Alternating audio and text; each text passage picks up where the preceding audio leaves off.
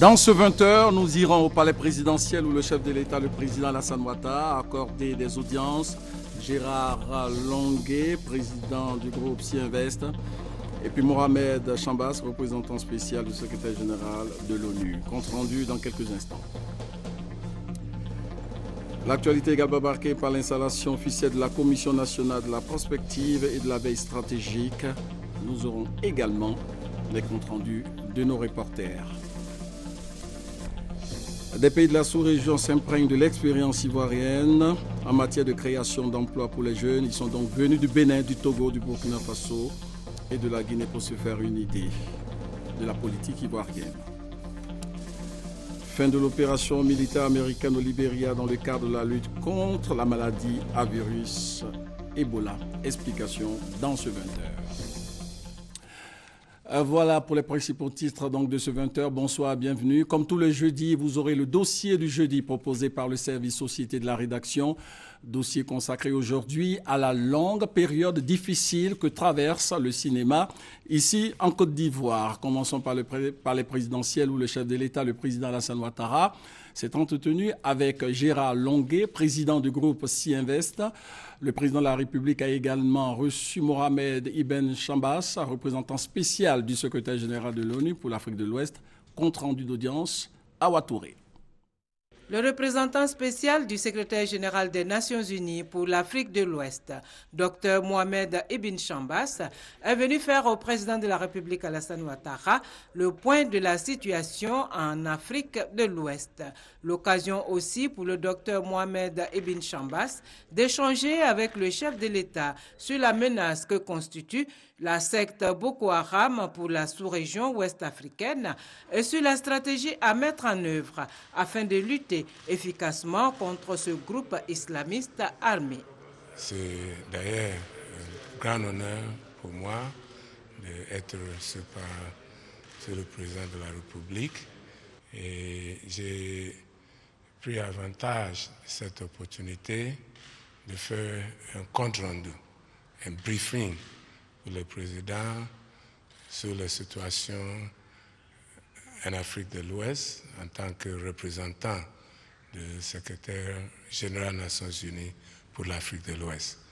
J'ai également abordé les questions de Boko Haram qui nous menacent aujourd'hui en Afrique de l'Ouest, même aussi en Afrique centrale. Et ça a devenu un grand problème avec les terroristes et il faut une approche forte, une approche conjointe et bien coordonnée.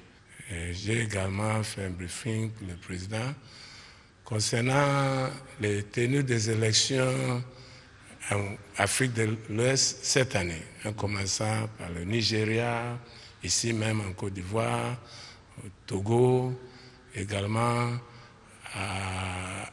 en Guinée et aussi à la fin de la transition au Burkina Faso. Les Nations Unies sont engagées de travailler avec tous ces pays pour assurer des élections inclusives et crédibles. Le président de la République a aussi échangé avec le président du groupe Ci-Invest, Gérard Longuet, sur la réalisation de ce groupe en Côte d'Ivoire et les projets à venir. Ci-Invest qui prévoit investir plus de 335 millions d'euros en Côte d'Ivoire, intervient dans les opérations portuaires notamment, dans le domaine des vracs et du général cargo, avec la manutention de fruits et légumes, le stockage, le transport et la logistique pétrolière. Un nouveau code du travail en Côte d'Ivoire sera bientôt élaboré. La décision a été prise au cours du Conseil des ministres tenu hier au palais présidentiel. Ce nouveau code vient remplacer la loi de janvier 1995. Pour le gouvernement, il s'agit d'adapter ce texte vieux de 20 ans aux réalités actuelles et de lutter contre la précarité de l'emploi. Jérôme Kofi Aboulin. 3 projets de loi, 3 projets de décret et des communications. Voilà en quelque sorte le menu du Conseil des ministres tenu ce mercredi 25 février 2015 au palais présidentiel. Des décisions prises conformément à ce menu, on peut retenir quelques-unes. D'abord, celle portant code du travail. Il s'agit en fait d'un nouveau code qui vient en remplacement de l'ancien. Les objectifs de cette nouvelle loi, certains évidemment se recoupent avec ceux de la loi de 1995. Ces objectifs, donc, c'est lutter contre la précarité de l'emploi, renforcer la capacité de l'administration du travail, promouvoir la liberté syndicale, améliorer les conditions de vie des travailleurs. Et ce nouveau code comporte quelques innovations, comme par exemple la gestion de la validation des diplômes par des stages écoles. C'est également la promotion de l'accès à l'emploi des personnes en situation de handicap. C'est l'instauration d'un service minimum en cas de grève. Tout cela en ayant bien en tête, ou en gardant en tout cas en tête, le renforcement de la compétitivité et l'efficacité des entreprises. Ensuite, au niveau de la santé, la mesure prise en vue de la modernisation de la profession pharmaceutique. Ce nouveau dispositif prévoit la restructuration du Conseil national de l'ordre des pharmaciens, innove avec la prise en compte de la pharmacopée traditionnelle dans les activités pharmaceutiques et insiste naturellement, s'agissant du deuxième texte, donc le projet de loi portant code de déontologie, insiste sur les règles de probité, d'honorabilité de la profession pharmaceutique. Et puis le report de l'inauguration de la station de traitement d'eau de Bonois qui n'était pas à l'ordre du jour n'empêche que le porte-parole du gouvernement a eu l'occasion d'en dire un mot, indiquant que ces reports étaient liés au décès de Mathieu Ekra. Monsieur Mathieu Ekra, un fils illustre de la région de Bonois, c'est une personnalité qui a été aux côtés du père fondateur de notre pays, le président Houphouët-Boigny. Nous pouvions difficilement donc faire cette inauguration, qui est un événement festif, le lendemain du décès d'une personnalité de ce niveau-là. Donc c'est peut-être l'occasion pour le gouvernement de s'incliner devant la mémoire de M. Mathieu Ekra, qui a été une grande figure dans l'histoire de notre pays. Malgré le report, il a été décidé de mettre les équipements en marche et donc de fournir l'eau aux populations. Donc les équipements sont en marche, l'eau est en train d'être distribuée aux populations qui sont concernées. La bonne nouvelle, je pense, pour les populations de Bonois, ce n'est que partie remise parce que le chef de l'État sera très heureux de venir rendre visite aux populations de Bonois très rapidement. Pour terminer, le prochain Conseil des ministres n'aura pas lieu à Abidjan. Selon le porte-parole du gouvernement, il se tiendra le 4 mars prochain à San Pedro dans le cadre de la visite d'État du président de la République, Alassane Ouattara, dans cette localité. Autre actualité ce jeudi, la Commission nationale de la prospective et de la veille stratégique a été officiellement installée en présence du Premier ministre Daniel Kablan-Duncan. Cette commission aura pour, entre autres missions, d'émettre des avis et recommandations sur l'élaboration des études nationales prospectives. Composée d'une trentaine de membres issus de différentes couches sociales, la Commission nationale de la prospective et de la veille stratégique est déjà en mission. Celle d'analyser les scénarios dans l'étude nationale prospective Côte d'Ivoire 2040 et de susciter un consensus national autour de cette vision. On va aller en région, dans les 10 grandes régions, pour expliquer, exposer nos résultats et recueillir les avis et recommandations des populations en vue d'améliorer la qualité du travail. Donc c'est par la contribution des uns et des autres qu'on va aboutir aux résultats consensuels recherchés. Avec l'installation de cette commission, la Côte d'Ivoire renoue ainsi avec la tradition de la projection, instrument qui a éclairé les plans quinquennaux de développement, à l'origine du premier miracle ivoirien. En plus de la prospective, le gouvernement innove avec la veille stratégique. Le mécanisme institutionnel de veille stratégique prendra la forme d'un service de recueil de données, d'informations et d'alerte socio-économique qui permettent de suivre l'opérationnalisation des résultats de l'étude nationale prospective Côte d'Ivoire 2040, de sorte à prémunir le pays des chocs internes et externes susceptibles d'entraver son évolution vers la vision du développement souhaité par nous tous. En sa qualité de président de la commission de la prospective, le Premier ministre Daniel Kablan-Duncan a souligné aux membres de la commission l'enjeu que revêt la finalisation de l'étude nationale prospective Côte d'Ivoire 2040. Les conclusions de l'étude nationale prospective Côte d'Ivoire 2040 viennent à point nommé pour suffisamment alimenter le prochain plan national de développement 2016-2020 qui conduira indubitablement, et je dirais même inéluctablement, le pays à l'émergence. La vision issue de l'étude prospective Côte d'Ivoire 2040 devrait ainsi servir de cadre de référence à toutes les stratégies et actions du gouvernement et des partenaires extérieurs. Ainsi, elle s'avère déterminante pour tracer le cadre à long terme sans lequel la planification serait spécieuse. Depuis son indépendance, la Côte d'Ivoire a déjà élaboré 3 études nationales prospectives. Côte d'Ivoire 2000, Côte d'Ivoire 2010 et Côte d'Ivoire 2025. Côte d'Ivoire 2040 est donc la 4e du genre. Voilà, c'était le compte rendu de Koné Adama. Dans l'actualité également, ces consultations nationales initiées par la ministre de la Solidarité et de la Famille, de la Femme et de l'Enfant, consultation en vue de l'élaboration du document de politique de la famille ici en Côte d'Ivoire. Après une tournée de sensibilisation à l'intérieur du pays, Anne Désiré Ouloto était hier dans la commune du Yopougon pour recueillir les préoccupations, commentaires, besoins et attentes des populations de cette commune du district d'Abidjan. Christelle Menan. Une politique nationale de la famille élaborée depuis la source, au plus près des familles. Des consultations nationales menées auprès des populations qui se sont exprimées sur leur conception de la famille. La famille, pour moi, c'est pour éduquer les enfants, mettre les enfants à l'école, pour que les enfants deviennent l'avenir du pays un jour. Il faut qu'il y ait l'union pour éduquer les enfants, pour les mettre à l'école. Tous les points du questionnaire reçus au préalable ont été discutés. L'identification de la famille, les droits de la famille, l'équilibre familial, l'éducation des enfants, la gestion des revenus de la famille, la place de la femme dans la famille et dans la communauté, et enfin la contribution de la famille à l'émergence de la Côte d'Ivoire. L'État ne peut pas tout faire. Il ne faut pas qu'on laisse tout à l'État. Il faut que nous, les parents, nous sommes d'abord les premiers responsables de l'éducation de nos enfants, avant que l'État ne vienne après. Yopougon marque la dernière étape de ces consultations nationales pour l'élaboration du document de la politique nationale de la famille. Suivront bientôt un atelier de validation du dit document avant la présentation officielle le 15 mai prochain lors de la Journée internationale des familles. Ce document sera édité, vulgarisé, des rencontres de sensibilisation se feront et sera également mis à la disposition de nos élus locaux. Il est important que les familles elles-mêmes s'approprient donc le contenu de ce document. Ce document se veut un guide, un ouvrage de référence à l'usage des communautés et de leurs responsables.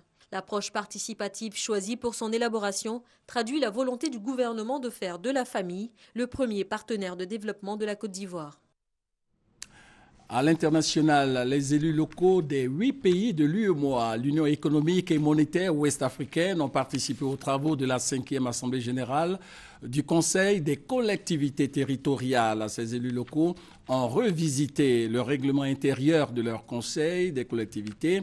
Ils ont aussi pris d'importantes décisions pour leur participation dans la réalisation des grands projets de l'UEMOA. Envoyé spécial, Mamadou Kouassi. Elles ont en commun le même problème, insuffisance des ressources affectées par les États pour le développement communautaire. Les collectivités territoriales de l'espace UEMOA décident d'unir leurs forces et de prospecter d'autres horizons, c'est-à-dire lier des partenariats techniques et financiers avec des structures de développement pour l'amélioration des conditions de vie de leurs administrés. À Lomé, au Togo, il s'agit pour les élus locaux de l'espace UEMOA de réfléchir sur les mécanismes communautaires de financement des projets au cours de cette 5e Assemblée générale du Conseil des collectivités territoriales. On a fait 3 propositions. Il y a la subvention pour les petites et moyennes collectivités, mais on a également le marché financier pour les communes les plus importantes, les communes capitales. Et puis, il y a l'appui institutionnel. Voilà les 3 composantes du mécanisme que nous allons étudier. Cette rencontre a été l'occasion pour le chef de la délégation de l'Union européenne au Togo, Nicolas Berlanga Martinez, de féliciter le Conseil des collectivités territoriales pour ses initiatives de développement. Il rassure les élus locaux de l'assistance de son institution pour le développement à la base. Propos repris par le commissaire de l'UEMOA en charge de la décentralisation des transports, qui réaffirme la volonté de l'UEMOA d'accompagner les collectivités territoriales dans le développement local.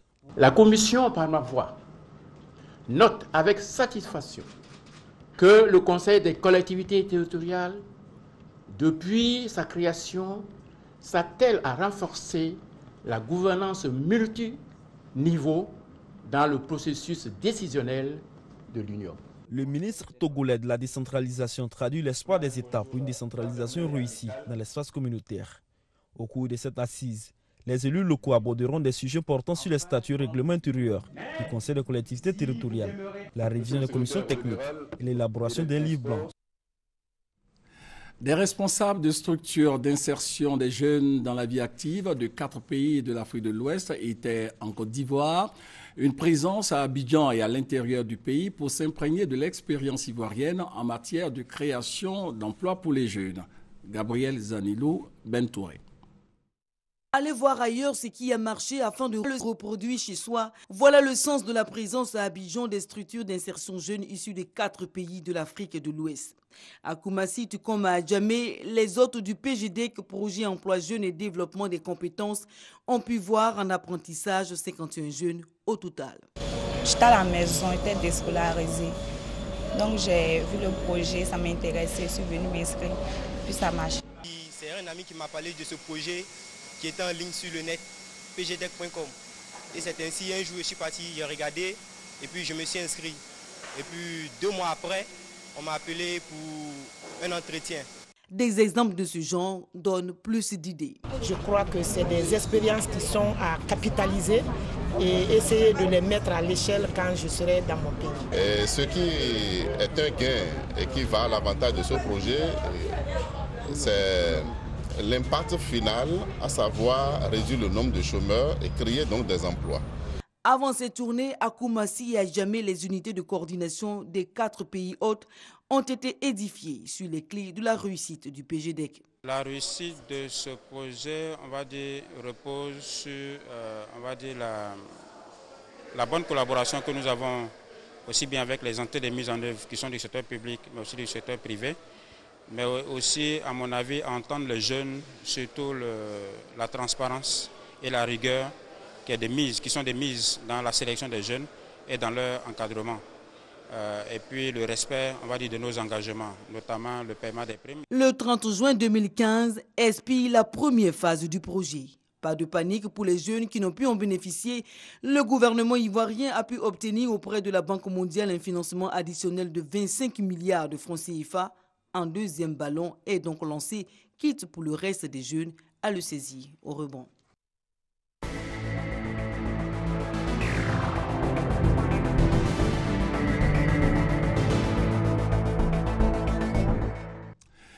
L'industrie cinématographique en Côte d'Ivoire, il faut le dire tout net, est en panne. Depuis quelques années, le cinéma en salle ne fait plus recette.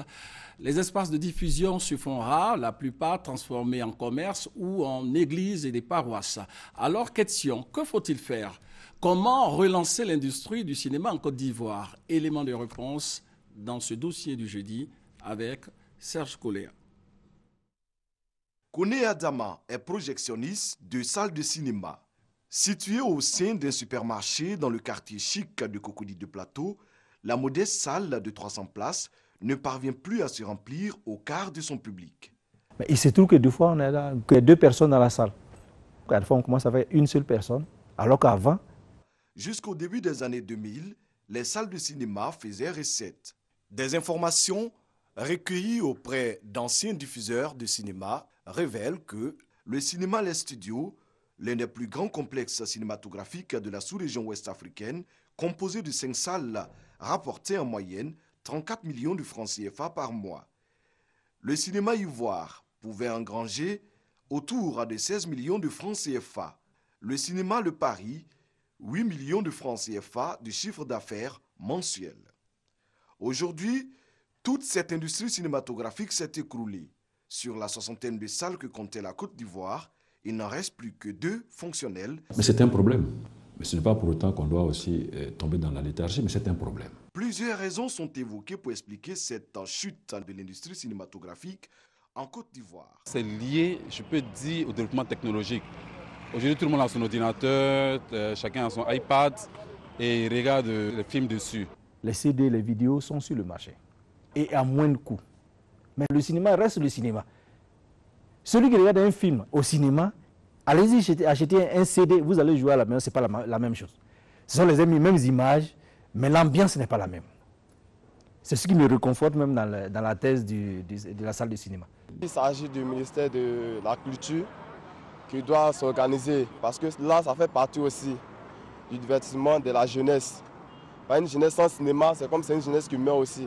La malédiction divine s'abattra sur toi. Ce jour-là, les méfaits seront sanctionnés par mon cousin le Christ. L'âge d'or du cinéma ivoirien, c'est un peu émoussé, pas par le fait des cinéastes. Vous savez, on a traversé une crise très importante. Et pour faire un film, il faut le faire dans la sécurité. Et pour aller voir un film, il faut être en sécurité. À présent, cette danse va pas sur mon corps. Une erreur que les organisateurs de cinéma en Côte d'Ivoire ont faite, c'est que quand il y a eu la dévaluation, on a multiplié le ticket par 2. À l'époque, c'était 1200.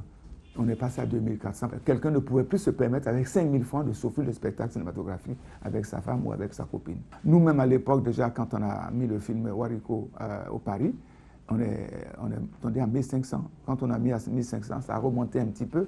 Mais le mal était déjà que le cinéma n'était plus dans la tête du public. Les propriétaires de salles, c'était des commerçants. Et le cinéma ne produisait pas. Les églises et les centres de commerce pouvaient faire mieux. Donc voilà, les salles ont commencé à fermer. Pour dynamiser le cinéma ivoirien, l'État a créé l'ONACCI, l'Office national du cinéma. L'ONACCI dispose du FONSIC, le fonds de soutien à l'industrie cinématographique. Soutien non seulement à la production, à la distribution, à l'exploitation, ce qui va certainement amener à poser au plus le problème de renaissance des salles ou de reconstruction, ou en tout cas de remise en état de certaines salles. Donc c'est toute cette politique-là qui va faire en sorte que le cinéma va renaître. On est tombé très bas, on va se relever avec la volonté de tout le monde. Mais n'oublions pas que l'État doit être le moteur du cinéma. L'ONACCI, l'Office national du cinéma de Côte d'Ivoire, a-t-il les moyens de redonner au cinéma ivoirien ses lettres de noblesse? Nous avons été sélectionnés l'année dernière au festival de Cannes avec un film majeur qui a été très très bien apprécié et que nous sommes actuellement encore en train d'aller au FESPACO avec 8 productions soutenues par le FONSIC, le Fonds de soutien à l'industrie cinématographique. Donc vraiment il y a espoir pour que le cinéma décolle, que le cinéma devienne une industrie. Il faut que le spectacle cinématographique ait beaucoup plus d'ampleur et beaucoup plus d'effets spéciaux. Et tout ça, vraiment, l'un dans l'autre, va créer un spectacle que les gens auront envie de voir. Avec cet optimisme, l'industrie cinématographique ivoirienne semble bien partie pour retrouver sa vitesse de croisière.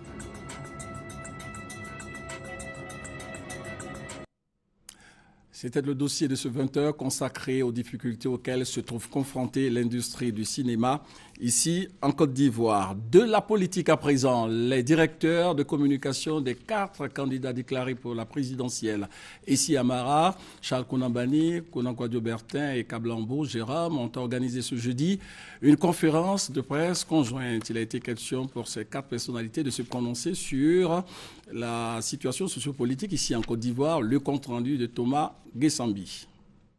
Pour la toute première fois, Essi Amara, Charles Konambani, Kwadio Konambertin d'Ikakabe et Kablambo Jérôme, candidats déclarés à la candidature du PDCI RDA pour la présidentielle de 2015, décident de parler publiquement. C'est donc très vite que Kablambo Jérôme s'adresse aux nombreux journalistes et autres invités venus à leur rencontre.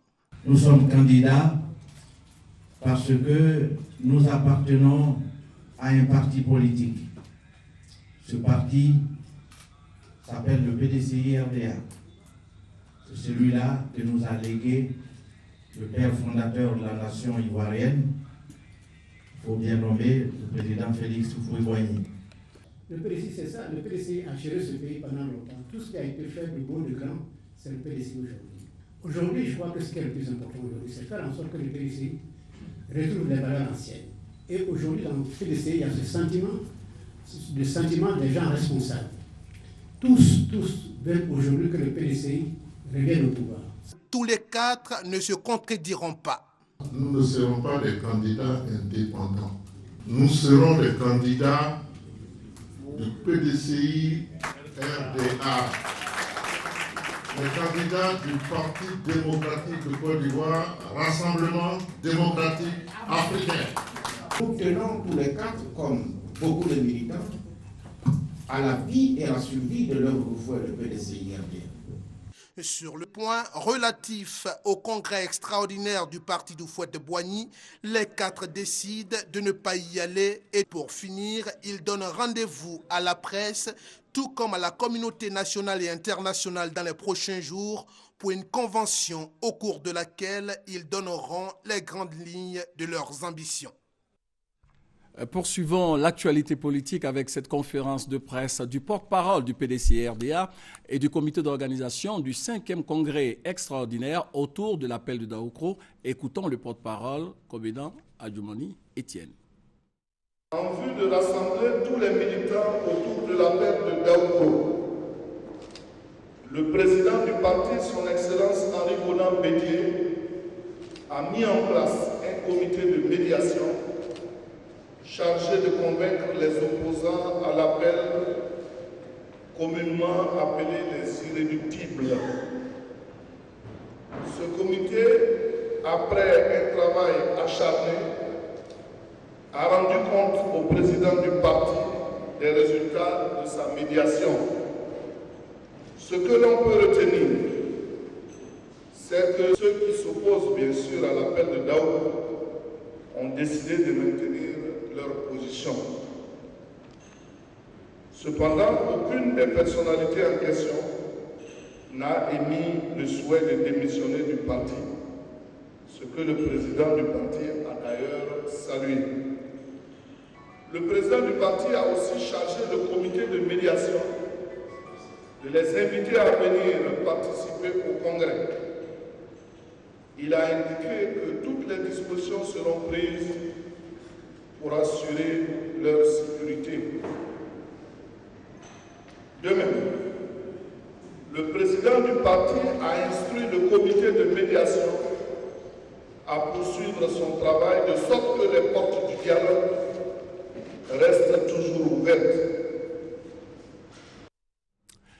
Le 5e congrès extraordinaire du PDCI aura lieu donc le samedi 28 février prochain au Palais des Sports de Trècheville. Un seul point à l'ordre du jour, la reprise de la résolution du 12e congrès relatif à la candidature d'un militant actif du PDCI à l'élection présidentielle de 2015. Les rédactions du groupe de presse Fraternité Matin avaient pour invité Pascal Affinguessan, président du Front populaire ivoirien. Le premier responsable du FPI s'est exprimé sur la vie de son parti, le processus de réconciliation nationale, le dialogue politique et les élections à venir.